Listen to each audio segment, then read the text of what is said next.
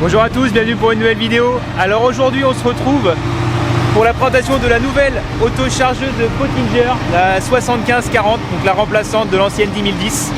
Donc je vais vous présenter cette machine en images avec deux trois petites explications sur quelques nouveautés qui sont assez intéressantes. Pottinger a fait une belle évolution cette machine là, donc on verra ça ensemble par la suite dans la vidéo. Allez, c'est parti.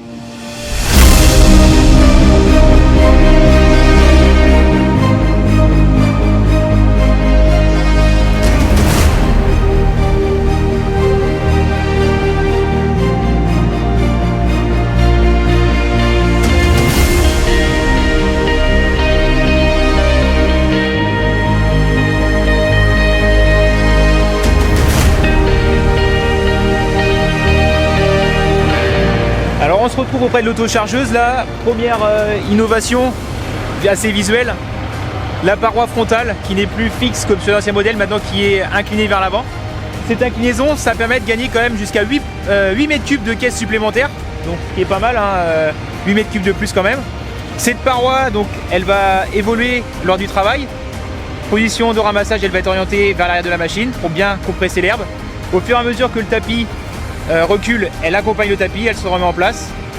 Et à la fin, quand la remorque est pleine, eh bien, elle revient à l'avant. Mais elle ne revient pas d'un coup, elle revient pareil au fur et à mesure, histoire de bien compresser le fourrage et avoir un volume de chargement maximal. Et au déchargement, bien sûr, elle repivote vers l'arrière pour pousser l'ensemble du fourrage vers l'arrière de la machine.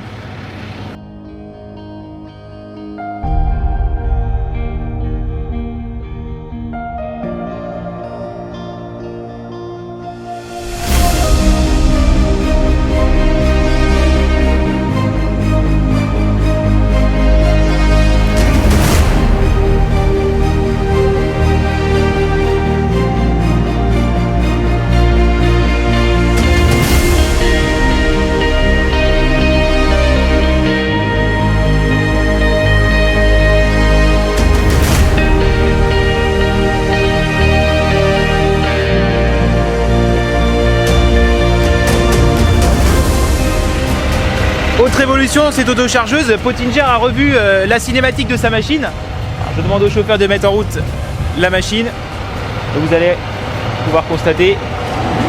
C'est parti. Machine très silencieuse. Alors pourquoi? Tout simplement parce que Pottinger a choisi de ne plus avoir un gros boîtier de renvoi d'angle mécanique.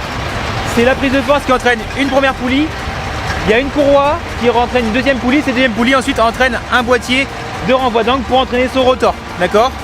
Et pour ce qui est du pick-up, maintenant c'est un pick-up hydraulique, donc avec vitesse variable. Et pour finir avec cette machine, enfin il y a encore plein d'évolutions, mais dans les plus notables, le fait que les couteaux ne soient plus centrés entre les deux flasques du rotor, ils sont légèrement décalés, ce qui permet d'avoir un écart moindre entre ce qu'on pourrait appeler le couteau contre couteau, donc on a une coupe qui est plus franche.